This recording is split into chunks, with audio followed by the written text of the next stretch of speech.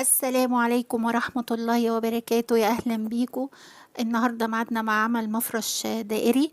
المفرش عجبني قوي بتصميمه. تصميمه في الوسط لذيذ قوي ورقيق، وعلى الطرف بتاعه فيه أناناسية صغيرة وبعدين أناناسية كبيرة، يعني مش عارفة دي اسمها ايه، سمبوكسة. بصراحة الإطار بتاعه عجبني قوي ورقيق وشيك في نفس الوقت. أنا استخدمت فيه خيط إليس ديفا. المفرش قطره بإليس ديفا اداني 50 سنتي. وده يعتبر أكبر مفرش عملته في القناة. لو انتي عاوزة مقاس أكبر، للأسف الباترونات، في باترونات بتبقى محددة ما ينفعش نكبرها، يعني مش هينفع نبتكر فيها. فلو انت عاوزاه أكبر شوية ممكن تستخدمي خيط أسمك شوية من إليس ديفا، زي ديفا بلس أو إليس كوتون جولد، أو مثلا حرير السلسلة لو أسمك شوية من ديفا، هيديكي قطر أكبر من كده. المفرش بعد ما خلصت وزنته لقيته حوالي 91 او 92 جرام، يعني شلة تكفي ان انتي تعملي المفرش ده. وبصراحة انا مش عارفة اصوره لحد دلوقتي، يعني كادر الكاميرا مش جايبه كله، بس انا هحاول اصوره وانزل لكم الصور بتاعته في بداية الفيديو ان شاء الله. قبل ما نشوف طريقة العمل، عاوزة اقول لكم اللي بتطبق اي فيديو من القناة وعايزة تنشر تطبيقها، تتفضل في جروب الكروشيه عشق مع مدام علا على الفيسبوك تنشر تطبيقها، وده يسعدني جدا. وكمان لو ليكي اي شغل من تطبيق لاي قناة تانية او شغلك الخاص وعايزة تعرضيه، تتفضلي، اهلا وسهلا بيكي، تنورينا. و... ولو صاحبة قناة وعايزة تنزلي فيديوهاتك، برضو الجروب مفتوح للكل. يسعدني ويشرفني ان انتوا تشاركوا فيه. آه وقبل ما نشوف طريقة العمل، لو أول مرة تشوفيني، يا ريت تشتركي في القناة. ولو الفيديو عجبك في الآخر خالص، يا ريت ما تنسيش لايك للفيديو. ويلا بينا نشوف طريقة العمل ونقول بسم الله. أنا هنا هستخدم خيط إليس ديفا، كود اللون 346. الخيط بيرشح لي مقاس إبرة من 1 ل3. أنا هستخدم إبرة مقاس 2. نجيب الخيط ونعمل عقدة البداية بأسهل طريقة ممكنة اهي. هعمل 8 سلاسل، 2 3 4 5 6 7 8. هقفل بمنزلقة في أول سلسلة بالشكل ده. هرتفع 3 سلسلة،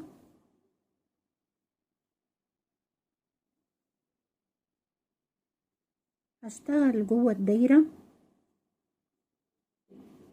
عمود، 2 3 4 5. هكمل كده لحد اما يبقى معايا 23 عمود غير سلاسل الارتفاع. يعني سلاسل الارتفاع لو اعتبرناها عمود هيبقى معانا 24. هكمل 23 عمود بعد سلسلة الارتفاع ونشوف هنعمل ايه لما اخلصها.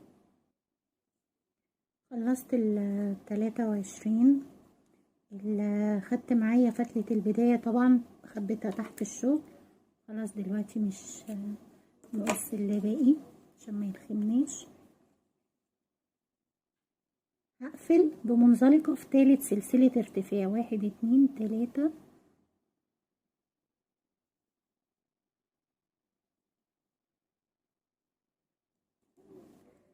قفلت بمنزلقة، هرتفع 3 سلسلة، دي بتبقى كأنها أول عمود. بعد كده هعمل 3 سلاسل اللي هما هيكونوا الفرق بين كل عمود والتاني. هاخد لفة على الإبرة، هسيب أول عمود وانزل في التاني، هعمل عمود، بعدين 3 سلسلة، هفوت عمود وانزل، فوت عمود وانزل في التاني. يعني افوت غرزة وانزل في الغرزة اللي بعدها اعمل عمود. 3 سلسلة، افوت عمود وانزل في التاني اعمل عمود. همشي كده طول السطر 3 سلسلة واسيب عمود واعمل العمود اللي بعده فوقيه عمود. 3 سلسلة وعمود. خلصت السطر، نعمل 3 سلسلة ونقفل بمنزلقة في 3 سلسلة. كده السطر التاني خلص. السطر التالت هنزل في الفراغ ده اعمل سلسلة، هعمل منزلقة. نزلت في الفراغ عملت منزلقة، ارتفع منها 3 سلسلة وهنزل في الفراغ هعمل 4 عواميد. 2 3 4. يبقى ارتفعت جوه دخلت جوه الفراغ وعملت منزلقة، ارتفعت 3 سلسلة اللي هم يعتبروا اول عمود، وعملت 4 عواميد جوه الفراغ. هعمل 1 سلسلة وهدخل في الفراغ اللي بعده اعمل 5 عواميد. 2 3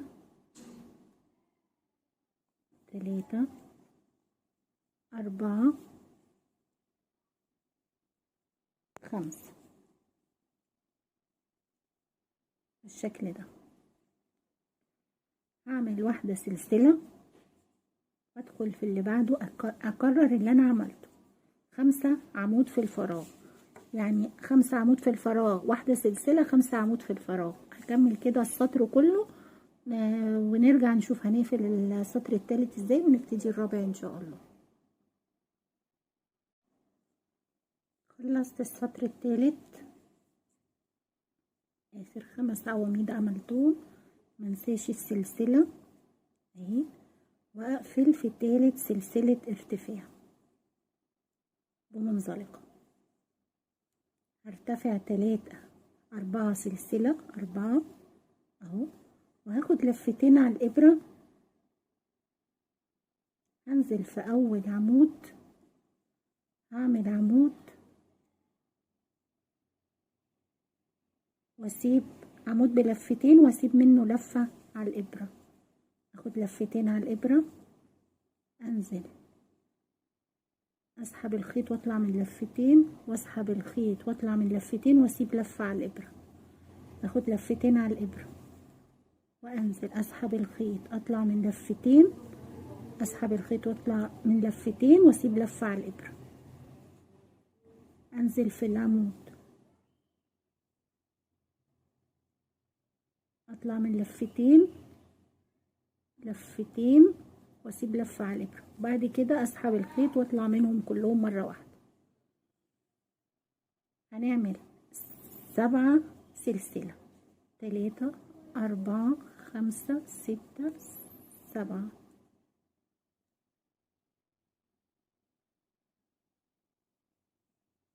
وهنزل هعمل نفس الحكاية في ال5 عواميد دول. هاخد لفتين على الابرة، اطلع من لفتين، اخد لفتين على الابرة، اطلع من لفتين،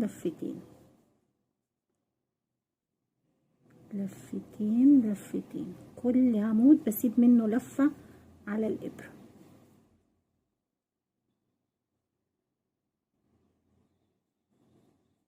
الخامس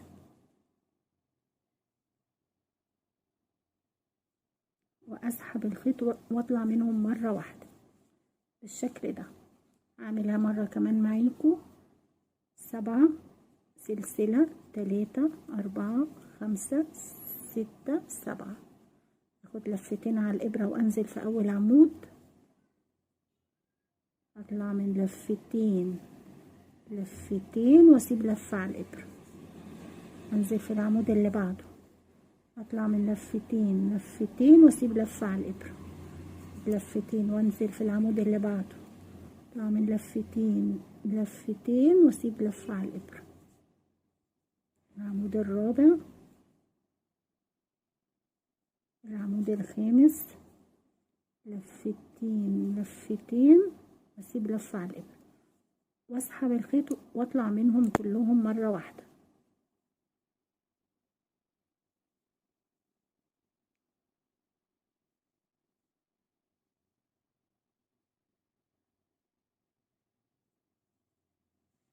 اسحب الخيط واطلع منهم كلهم مرة واحدة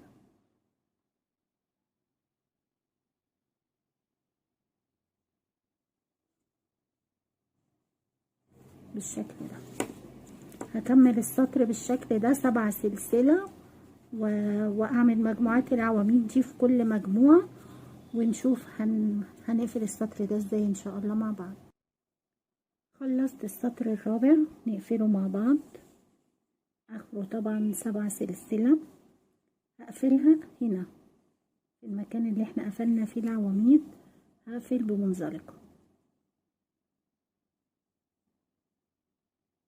هدخل جوه الفراغ ده عشان ابتدي السطر الخامس. هدخل جوه الفراغ بمنزلقة. هرتفع 4 سلسلة 3 4. هاخد لفتين على الابرة وهنزل في الفراغ، هعمل عمود بلفتين، اطلع اسحب الخيط واطلع من لفتين، اسحب الخيط واطلع من لفتين، واسحب الخيط واخرج من الاتنين مع بعض بالشكل ده. هعمل 5 سلسلة 2 3 4 5. هاخد لفتين على الابرة وهنزل في نفس الفراغ، هعمل عمود بلفتين واسيب منه لفة على الابرة. هاخد لفتين على الابرة واعمل عمود بلفتين واسيب لفة على الابرة وبعدين اخرج منهم مرة واحدة بالشكل ده. اعمل 5 سلسلة، اخد لفتين على الابرة وهكرر اعمل عمود بلفتين واسيب لفة على الابرة، اخد لفتين على الابرة واعمل عمود بلفتين واسيب لفة على الابرة وبعدين اخرج منهم مرة واحدة. هعمل 5 سلسلة 3 4 5. هكرر عمود بلفتين واسيب لفة على الابرة، عمود بلفتين واسيب لفة على الابرة واخرج منهم مرة واحدة بالشكل ده. انقل على الفراغ اللي بعده وهكرر نفس الحكاية. هاخد لفتين على الابرة، الفراغ اللي بعده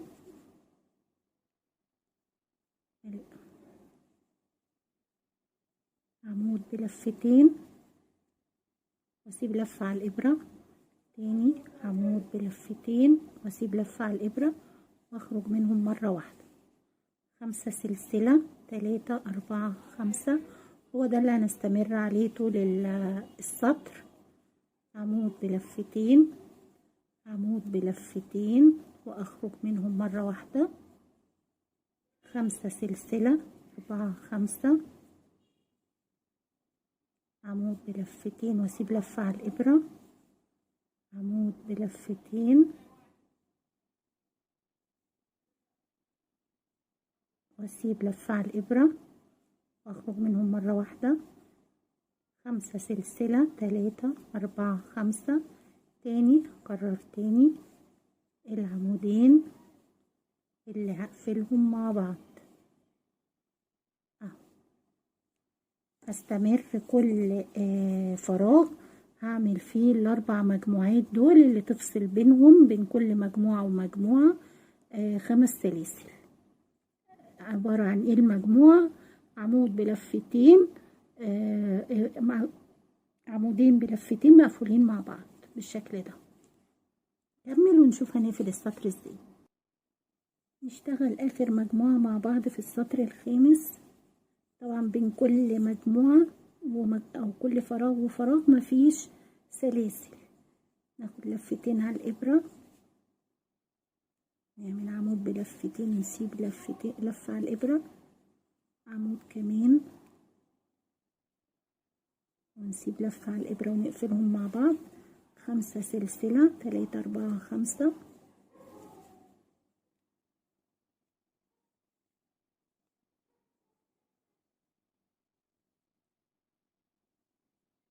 نقفلهم مع بعض 5 سلسلة، 5 عمودين مع بعض، آخر مجموعة 5 سلسلة، 3 4 5.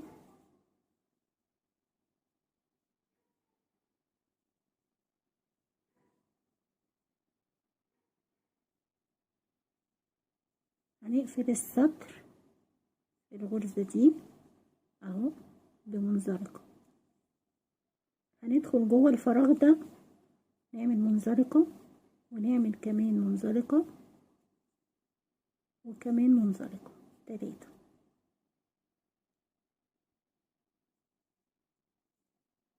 عملنا 3 منزلقات علشان نخش لحد نص السلاسل، في وسط السلاسل بالظبط.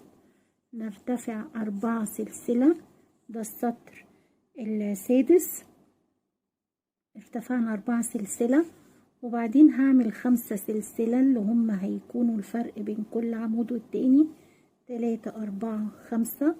هاخد لفتين على الإبرة وهنزل في نفس الفراغ، هعمل عمود بلفتين بالشكل ده. هنزل في الفراغ ده هعمل عمود، اخد لفتين على الإبرة، انزل في الفراغ اللي بعده اعمل عمود بلفتين، 5 سلسلة، 3 4 5. اخد لفتين على الإبرة وانزل اعمل عمود بلفتين، اللي هو بسحب الإبرة من لفتين، اسحب الخيط تاني من لفتين اهو، اسحب الخيط من لفتين، اسحب الخيط من لفتين، اسحب الخيط من لفتين، 5 سلسلة، 2 3 4 5. لا، نعمل العمود الاول، لفتين على الإبرة وننزل في الفراغ اللي بعده نعمل عمود بلفتين، وبعدين 5 سلسلة، 3 4 5. ننزل في نفس الفراغ نعمل عمود بلفتين، ننقل الفراغ اللي بعده. هو ده النظام اللي هنمشي عليه. ناخد لفتين على الإبرة، ننزل في الفراغ نعمل عمود بلفتين، 5 سلسلة، 3 4 5. نعمل عمود بلفتين في نفس الفراغ اهو، وبعدين انقل على الفراغ اللي بعده واعمل عمود بلفتين برضو. هو ده النظام اللي هنمشي عليه طول السطر، 5 سلسلة، 4 5. ننزل في نفس الفراغ نعمل عمود بلفتين. يبقى انا النظام اللي انا ماشيه عليه طول السطر، الفراغ اعمل فيه عمود بلفتين وبعدين 5 سلسلة، وفي نفس الفراغ عمود بلفتين، انقل على طول على الفراغ اللي بعده عمود، 5 سلسلة، عمود بلفتين. طبعا هنكمل السطر السادس بالشكل ده ونشوف هنقفله مع بعض ازاي. خلصت السطر السادس اهو،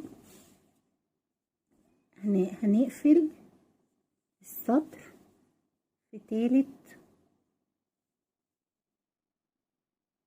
رابع سلسلة من سلاسل الارتفاع بالشكل ده كده. احنا قفلنا السطر السادس.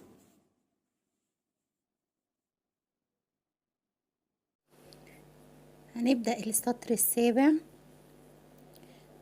هندخل في الفراغ ده بمنزلقة في أول سلسلة كده منزلقة، وتاني سلسلة منزلقة،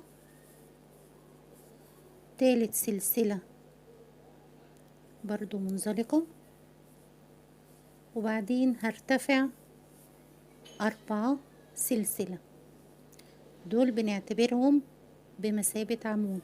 بعد كده هعمل 7 سلسلة، دي اللي هتكون بين كل عمود وعمود، 2 3 4 5 6 7. هنزل في نفس السلسلة، هاخد لفتين على الإبرة وهنزل في نفس السلسلة، هعمل عمود بلفتين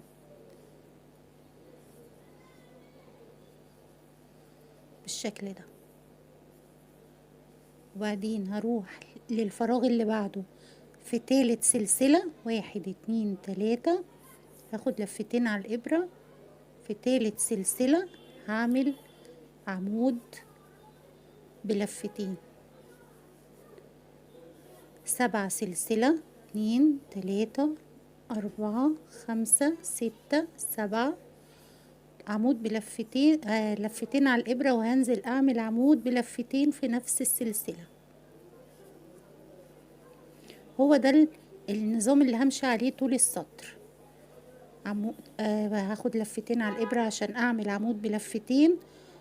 في تالت سلسلة في الفراغ اللي بعده هعمل عمود بلفتين. 7 سلسلة، 3 4 5 6 7، لفتين على الإبرة وأنزل في نفس السلسلة، هعمل عمود بلفتين. همشي السطر كله كده. هروح للفراغ اللي بعده تالت سلسلة، هعمل عمود بلفتين. 7 سلسلة، عمود بلفتين في نفس السلسلة التالتة، وهكذا في السلسلة التالتة عمود. 7 سلسلة، عمود بلفتين طبعا. كمل السطر ونشوف هنقفله ازاي، ونبتدي السطر التامن ان شاء الله. خلصت السطر السابع، هنقفل بمنزلقة في رابع سلسلة ارتفاع. 1 2 3 4 منزلقة اهو. بعدين هدخل في السلسلة اللي بعدها وهعمل منزلقة. في السلسلة اللي بعدها هدخل واعمل منزلقة، وبعدين هرتفع 3 سلسلة، وهعمل 4 عواميد في الفراغ. 2 3 4. 3 سلاسل دول كأنهم هنعتبرهم عمود، يبقى أنا عملت في الفراغ 5 عمود. 2 سلسلة وانقل للفراغ اللي بعده، هعمل 5 عمود. 2 عواميد، عمود بلفة واحدة، يعني مش زي اللي قبل كده بلفتين، لفة واحدة. 3 4 5. هو ده النظام اللي همشي عليه طول السطر. 2 سلسلة وانقل للفراغ اللي بعده، 5 عمود. 2 3 4 5. 2 سلسلة وانقل للفراغ اللي بعده واعمل 5 عمود. 2 سلسلة وانقل للفراغ اللي بعده، وبعدين 5 عمود، عمود عادي او عمود بلفة واحدة.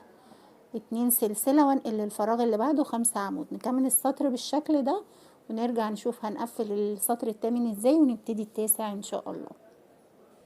خلصت السطر الثامن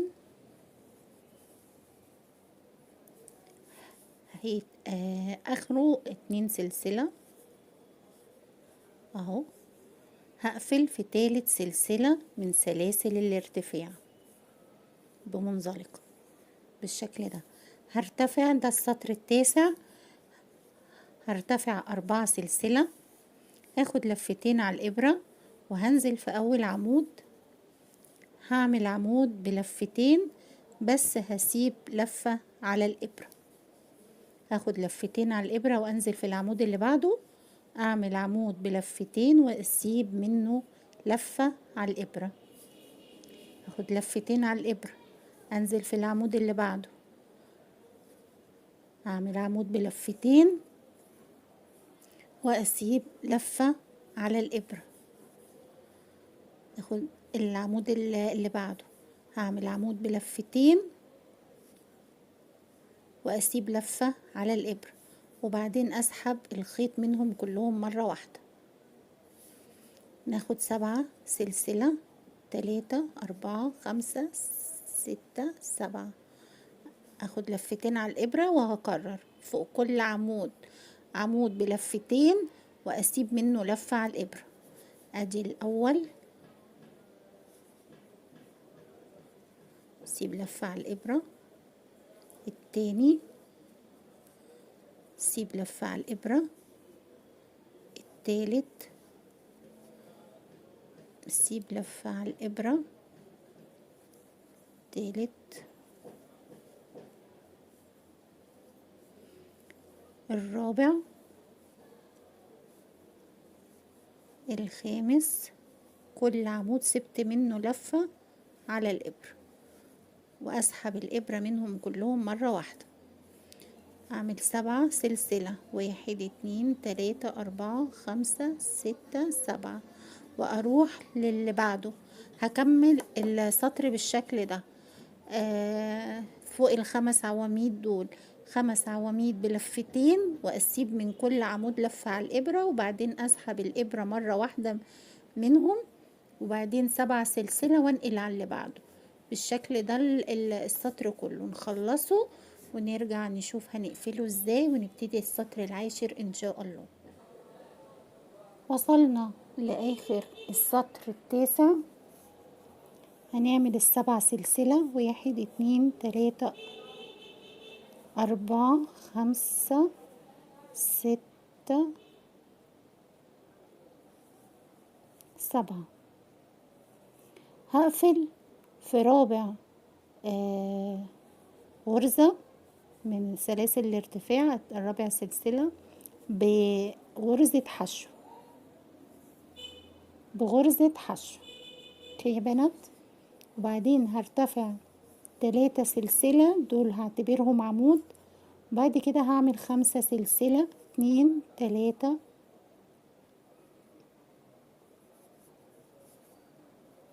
3 4 5، وأروح لخامس سلسلة في الفراغ اللي بعده، 2 4 5، هعمل فيها غرزة حشو. هنعمل 9 سلسلة، 2 3 4 5 6 7 8 9، وهروح لتالت سلسلة في الفراغ اللي بعده، 1 2 3، هعمل غرزة حشو. خلاص يا بنات. هعمل 5 سلسلة، 3 4 5، هروح للفراغ اللي بعده، هعمل في الفراغ اللي بعده 11 عمود، 1 2 3 4 5 6 7 8 9 10 11.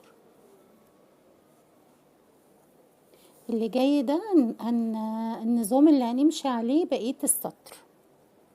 هنعمل 5 سلسلة،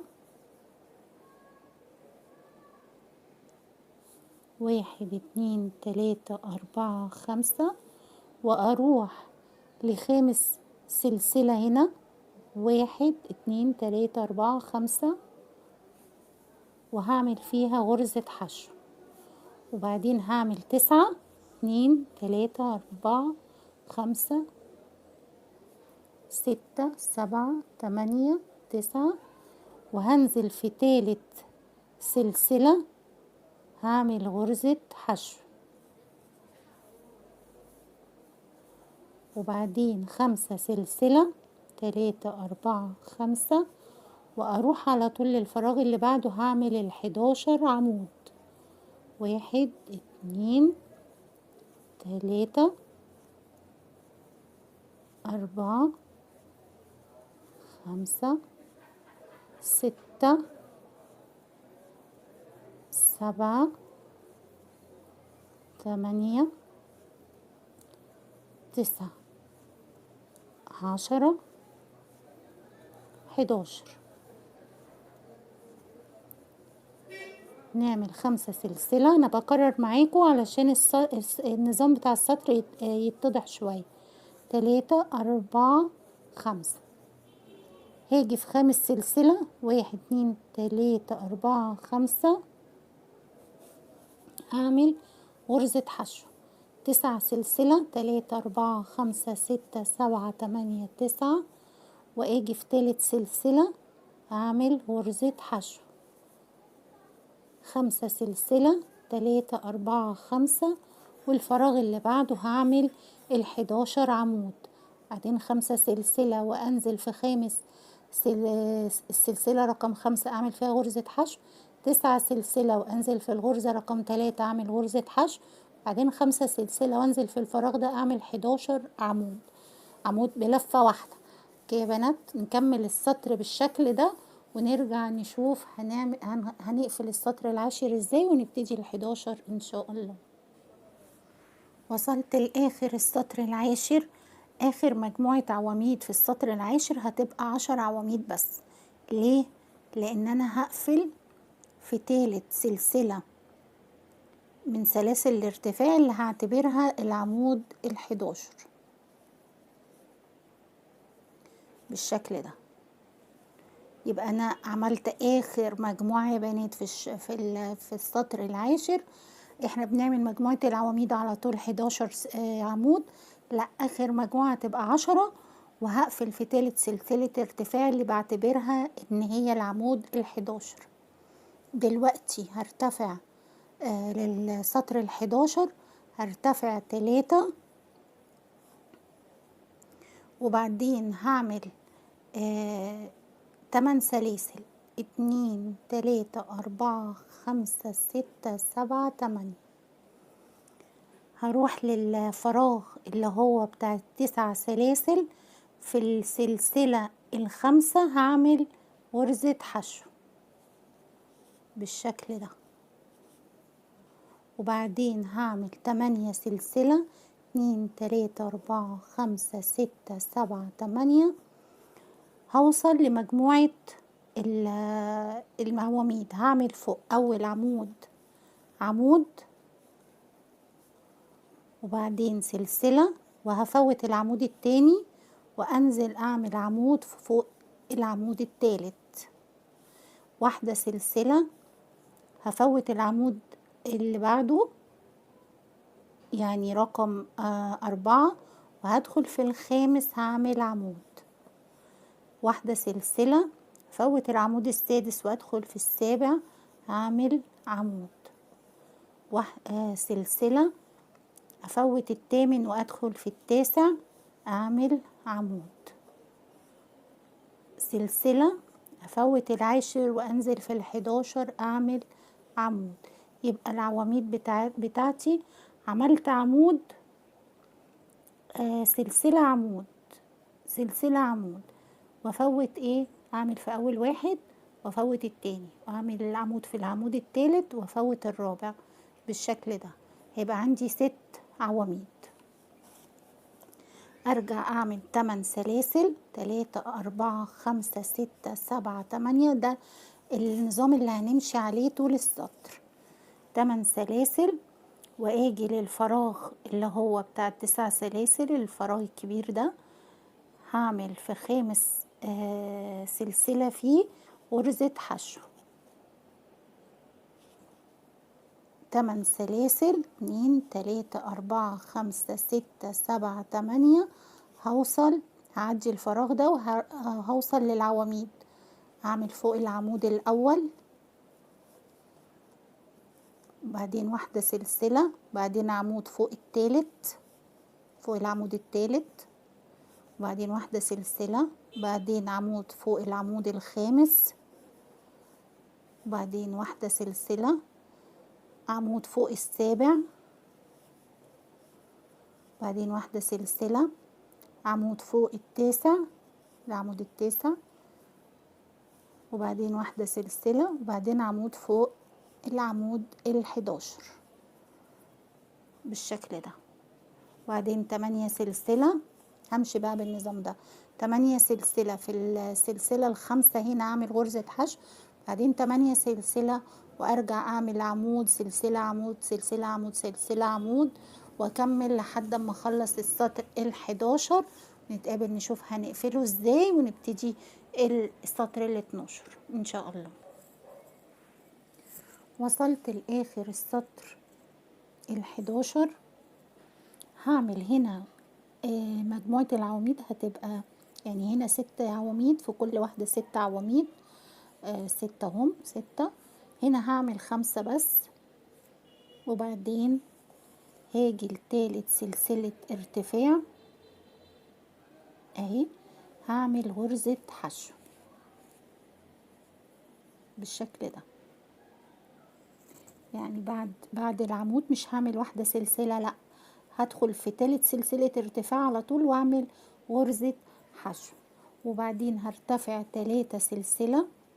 انا كده في السطر ال12 3 سلسلة، وبعدين هعمل 6 سلسلة، 3 4 5 6. هروح قبل غرزة الحشو في الفراغ ده، قبل غرزة الحشو هعمل غرزة حشو، وبعدين هاجي في غرزة الحشو هعمل 5 عواميد في نفس الغرزة، 2 3 4 5. واضح كده يا بنات؟ يعني انا في السطر ال11 عملت في المجموعة بس 5 عواميد، وبعد العمود الخامس ما عملتش سلسلة، لا، دخلت في تالت سلسلة ارتفاع على طول عملت غرزة حشو. كده قفلت السطر ال11، ارتفعت 3 سلسلة، وبعدين عملت 6 سلاسل، نزلت في الفراغ بغرزة حشو، وبعدين عملت 5 عواميد في غرزة الحشو اللي هي في السطر ال11، وبعدين هنزل في الفراغ اعمل غرزة حشو. هنعمل 6 سلسلة، 2 3 3 4 5 6. هروح، معلش يا بنات الكهرباء قطعت عندي. نكمل مع بعض. بعد ما عملنا 6 سلسلة هنيجي هنشتغل في الفراغات اللي بين كل عمود والتاني، في سلسلة بين كل عمود والتاني هنا، دي اللي هشتغل فيها. هعمل اهو في السلسلة، مش ولا في العمود ده ولا في العمود ده، في السلسلة اللي بينهم هعمل عمود بالشكل ده، واحدة سلسلة، واروح للسلسلة اللي بعدها اعمل فيها عمود، واحدة سلسلة، اروح للسلسلة اللي بعدها هعمل فيها عمود، واحدة سلسلة، الفراغ اللي بعده هعمل فيها السلسلة اللي بين العمودين هعمل فيها عمود، واحدة سلسلة، السلسلة اللي بين العمودين هعمل فيها واحدة سلسلة بالشكل ده. يبقى بقى عندي 5 عواميد، المجموعة دي بقت 5 عواميد بالشكل ده. اعمل 6 سلسلة، ده النظام اللي احنا هنمشي عليه، 2 3 4 5 6، 6 سلسلة. اجي قبل غرزة الحشو دي هعمل غرزة حشو، وبعدين هاجي في غرزة الحشو هعمل 5 عمود في نفس الغرزة، 2 3 4 5، وبعدين اعمل غرزة حشو في الفراغ، وبعدين 6 سلسلة، 3 4 5 6. هروح للفراغات دي برضو في كل سلسلة هعمل عمود، عمود واحدة سلسلة، واجي في السلسلة هنا اعمل عمود، واحدة سلسلة، في السلسلة هعمل عمود، بالشكل ده، واحدة سلسلة وعمود، واحدة سلسلة وعمود. وهنكمل بالشكل ده، هنكمل السطر بالشكل ده. نعمل 6 سلسلة ونيجي هنا نعمل غرزة حشو، ونيجي في غرزة الحشو كده دي هنعمل 5 عواميد، وبعدين غرزة حشو في الفراغ، وبعدين 6 سلسلة، وهنيجي هنا في كل سلسلة بين كل عمود والتاني هنعمل عمود، واحدة سلسلة، عمود، واحدة سلسلة، عمود، واحدة سلسلة.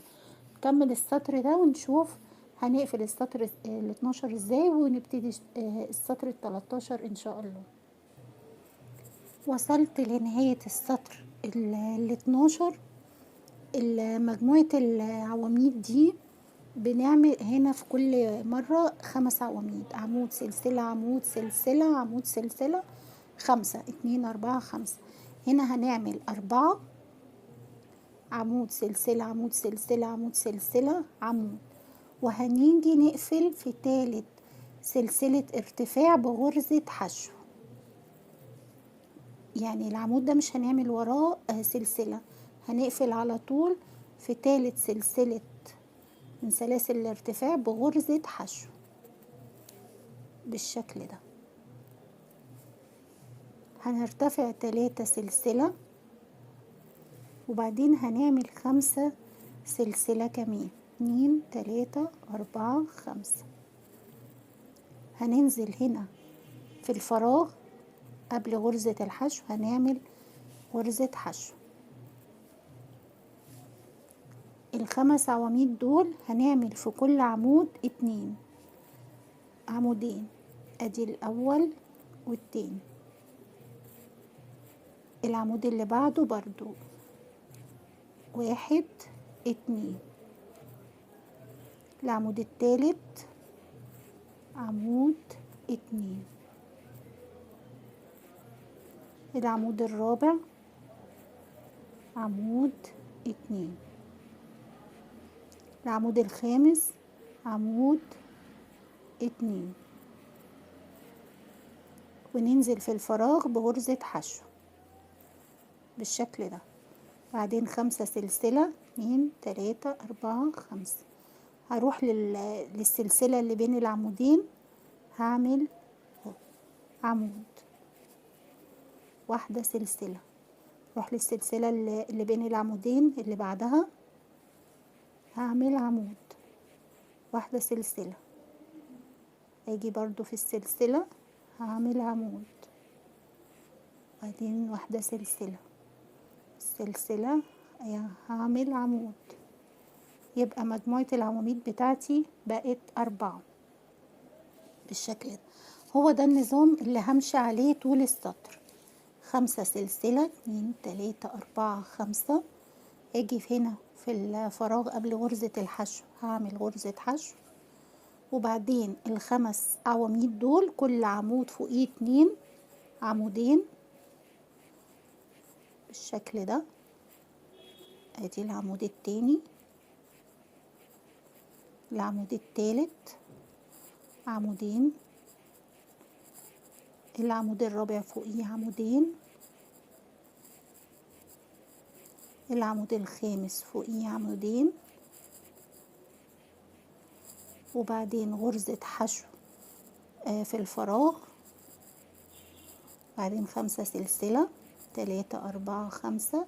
وهاجي في السلاسل اللي بين كل عمود وعمود هعمل عمود سلسلة، عمود سلسلة،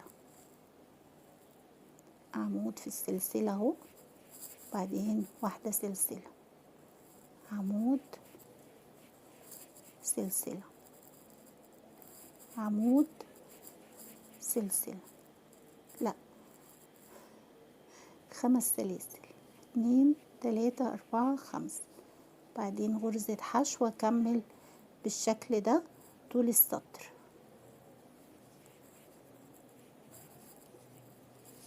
هعمل فوق ال5 عواميد كل عمود فوقيه 2، يبقى معايا 10 عواميد، وبعدين غرزة حشو في الفراغ، وبعدين 5 سلسلة، وبعدين هنا هاجي اعمل عمود في السلسلة اللي بين العمود والعمود، عمود، واحدة سلسلة عمود، واحدة سلسلة عمود، واحدة سلسلة، يبقى معايا 4 عواميد، 4 عواميد و4 سلاسل. وهكمل بالشكل ده ونشوف هنقفل السطر ال13 ازاي، ونبتدي ال14 ان شاء الله مع بعض. وصلنا لنهاية السطر ال13. طبعا العواميد دول عددهم 4. انا لما باجي اقفل بعمل 3 بس واقفل، وبعدين التالت ده ما بعملش وراه سلسلة. باجي في تالت سلسلة ارتفاع وبقفل بغرزة حشو بالشكل ده. هرتفع 3 سلسلة، ده السطر ال14. برتفع 3 سلسلة وبعدين اعمل 5 سلسلة، 2 3 4 5، واعمل غرزة حشو في قبل غرزة الحشو كده في الفراغ هعمل غرزة حشو. وال10 عواميد دول هعمل فوق كل عمود عمود بس، يعني 10 عواميد بس، كل عمود وعمود بينهم واحدة سلسلة. نيجي نعمل العمود الأول وبعدين واحدة سلسلة، التاني واحدة سلسلة، 3 واحدة سلسلة، 4 واحدة سلسلة، 5 واحدة سلسلة، 6 سلسلة، 7 سلسلة، 8 سلسلة، 9 سلسلة، 10. واروح عاملة في الفراغ ده غرزة حشو بالشكل ده. هعمل 5 سلسلة، 2 3 4 5، واروح للفراغ اللي بين العمود والتاني اللي هو السلسلة يعني. هعمل في السلسلة عمود، واحدة سلسلة، واجي في السلسلة اللي بين العمود والتاني هعمل عمود، بعدين سلسلة، اجي في السلسلة اللي بين العمود والتاني هعمل عمود. يبقى كده انا معايا 3 عواميد، 5 سلسلة. هو ده النظام اللي همشي عليه طول السطر، 5 سلسلة، اجي في الفراغ ده اعمل غرزة حشو. ال10 عواميد دول فوق كل عمود عمود، يفرق بينهم واحدة سلسلة، بين كل عمود وعمود سلسلة، 3 4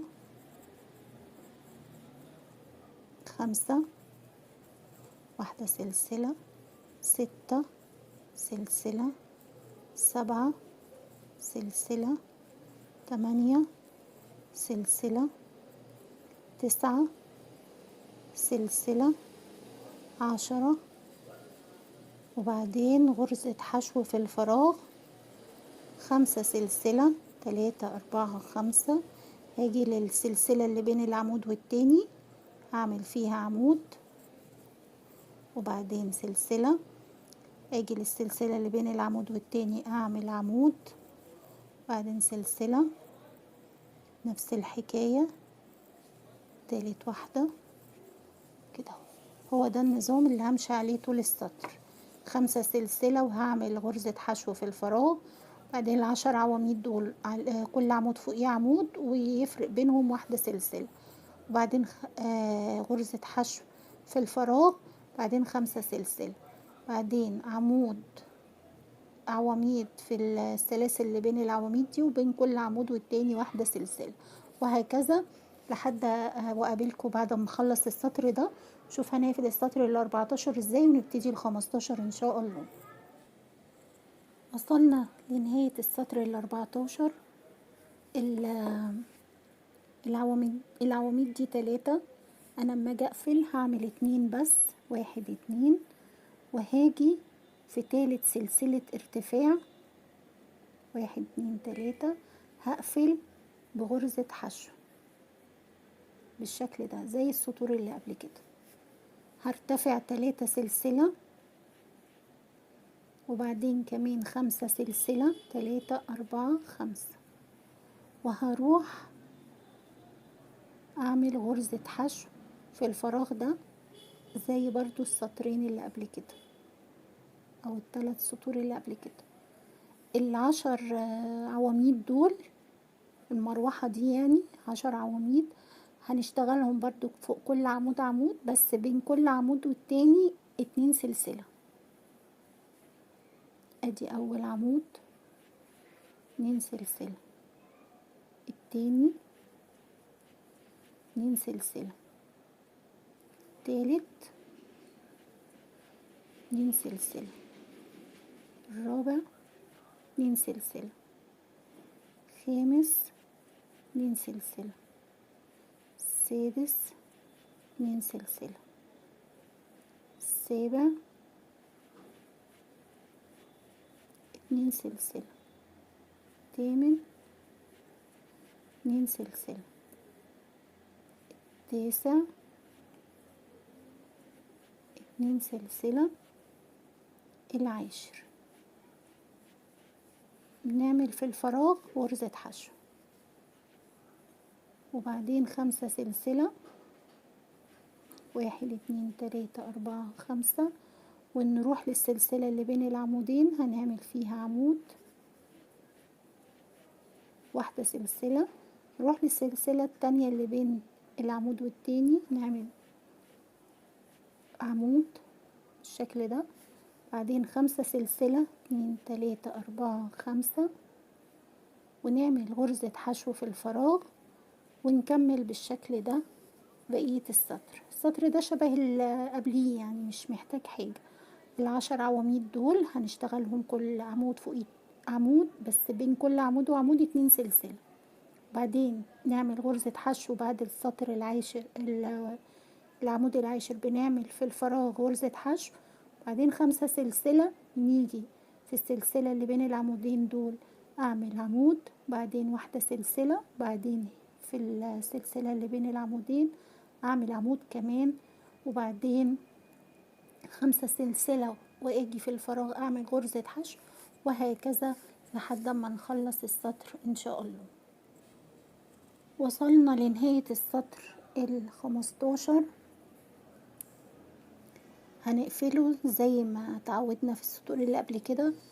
طبعا المجموعة دي بقى معايا اتنين عمود بس، هنا هعمل عمود واحد وهقفل في تالت سلسلة بغرزة حشو بالشكل ده، هرتفع 3 سلسلة، وهاجي من تحت كده من في غرزة الحشو كده، بصوا هعمل عمودين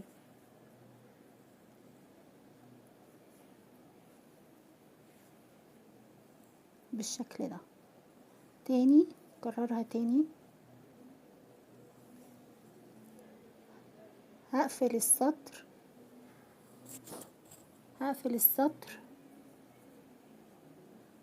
في تالت سلسلة ارتفاع بغرزة حشو. كده خلصنا السطر ال15، نرتفع بقى للسطر ال16، 1 2 3، هننزل كده من تحت حرف الفي ده او من تحت الفتلتين دول، هنعمل 2 عمود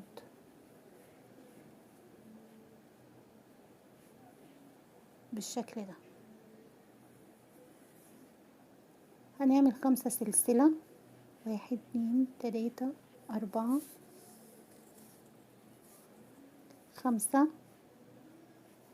وبعدين هنزل في اول فراغ بين العمود ده والعمود ده هعمل غرزة حشو، نزلت في الفراغ اللي بين اول عمود وتاني عمود اعمل 3 سلسلة، وهنزل في الفراغ اللي بعده اعمل غرزة حشو، 3 سلسلة، وهنزل في الفراغ اللي بعده غرزة حشو، 3 سلسلة، الفراغ اللي بعده غرزة حشو، 3 سلسلة، الفراغ اللي بعده غرزة حشو، 3 سلسلة، الفراغ اللي بعده غرزة حشو، 3 سلسلة، الفراغ اللي بعده غرزة حشو، الفراغ اللي بعده 3 سلسلة والفراغ اللي بعده غرزة حشو، 3 سلسلة والفراغ اللي بعده غرزة حشو. كده عملت كام سلسلة، كام غرزة حشو؟ 1 2 3 4 5 6 7 8 9، 9 غرز حشو. وبعدين هعمل 5 سلاسل، 5 سلاسل، 1 2 3 4 5، واروح للفراغ اللي بين العمود ده والعمود ده هعمل 5 عمود، وهو ده النظام اللي همشي عليه طول السطر. 3 4 5، 5 سلاسل، 3 4 5، وهاجي في اول فراغ بين العمودين هعمل غرزة حشو، 3 سلسلة وغرزة حشو، 3 سلسلة والفراغ اللي بعده غرزة حشو، وهكذا لحد ما اخلص المروحة كلها في الفراغ غرزة حشو، وبعدين 3 سلسلة، 3 سلسلة في الفراغ غرزة حشو، 3 سلسلة الفراغ اللي بعده غرزة حشو، 3 سلسلة الفراغ اللي بعده غرزة حشو. معايا كام غرزة حشو؟ 1 2 3 4 5 6 7 8 9، 5 سلسلة، واروح للفراغ اللي بين العمودين اعمل 5 عمود.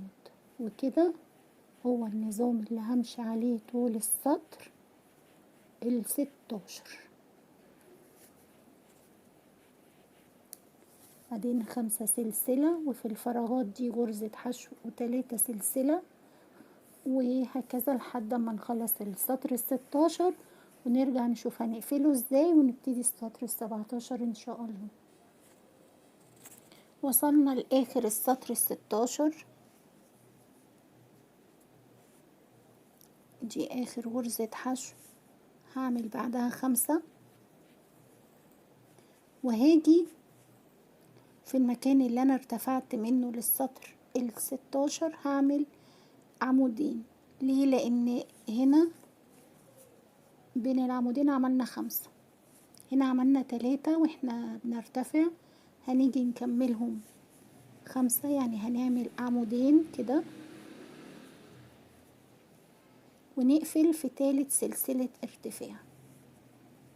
كده المجموعة دي بقى معايا فيها 5 اللي هم عمودين، وسلاسل الارتفاع بنعتبرها عمود، وادي عمودين كمان يبقوا 5، يبقى زيها زي كل المجموعات دي.